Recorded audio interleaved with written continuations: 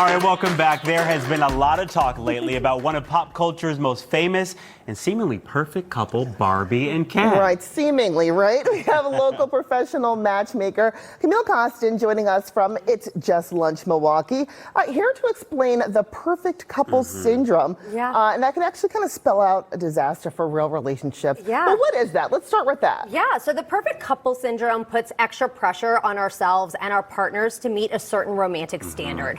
So, for example, always being in sync, knowing what each other is thinking, never fighting, basically how we see Barbie and Ken. And it's okay for wanting to have it all, but expecting perfection and 24/7 happiness is a fantasy.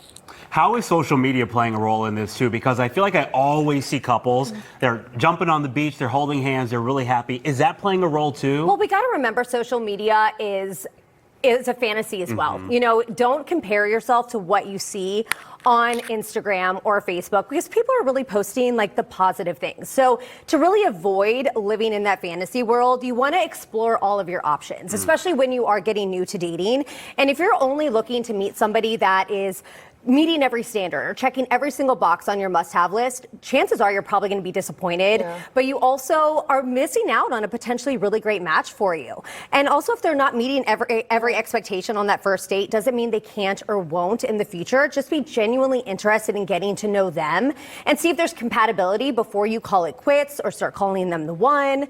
And another really big thing to tie into that social media is, embrace your imperfections. Look, we all have our own insecurities and flaws. Nobody is perfect, luckily. So don't be worried about not being perfect enough to put yourself out there or date. And I hear this all the time, often. I want to look this certain way. I want to lose this amount of weight. I want to be at this level of my career. I always tell my clients that It's Just Lunch to accept and love yourself for you. And when you're starting a new relationship, you're going to be, respecting and encouraging and supporting each other, and your partner's going to have their own insecurities and flaws, and y'all are going to love and respect each other in spite of those flaws. Is that the message for single people? Is that the message for single people? Like, be real, be yourself, be genuine? I think for both, too, and couples, too? Yeah. I mean, look, you have to be unapologetically you, because you're going to be ending up in that relationship, and y'all are going to become better versions of yourselves with each other, right? So, embrace your flaws. Also, a happy and healthy relationship has a really good balance of give and take. It is not one person's responsibility to make you happy. So it's okay to ask your partner for your certain wants or needs, but be receptive, be a good listener, listen to what their needs are as well. And when it comes to that, let's also talk about expectations. Don't just settle for, good enough. You don't have to necessarily strive for perfection, because nobody's perfect, as we talked about. Just be real, and it is what it is. So what do you suggest that folks aim for? I mean, look, we don't need to be lowering our standards. We don't need to be out here settling.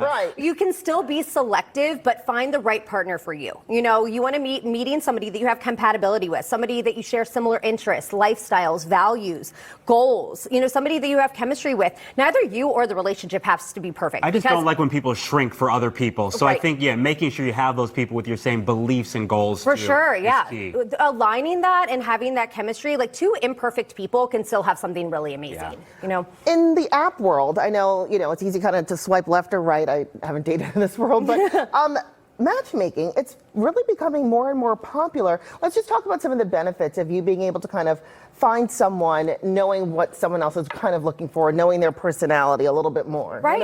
I mean, a lot of my clients come to me with that discouragement from the swiping left and right world. Because with me, I am getting to know my clients one-on-one, and it is hand selected. And I'm getting to know their interests and compatibility. I want there to be, of course, that physical attraction, but also mental and emotional attraction. I want there to have them to have those same goals and wants out of a relationship in life, and still have things in common. You want to be able to get out and do like the hiking and whatever you like to do with somebody. So having that compatibility, but also still having those personalities align as well. So it's a bit more hand selected. Are there people out there to date? Are they still out there? Are there guys out there? Are there girls out there for folks? Look, I'm a true believer in like manifestation and positive, being positive. And my mantra is like, you're exactly where you're supposed to be today. And everybody comes in and out of your life for a reason. So it's never too late to meet that person that is meant for you. You just have to keep trying. The only way you're not going to meet somebody, and I've said this before, the only way you're not going to meet somebody is if you don't try. Right. So be open and stay on ready, right? Yeah. You never know where you're going to bump into somebody. Yeah. Camille, thank you so much. you. I always It's so love your good being here. expertise.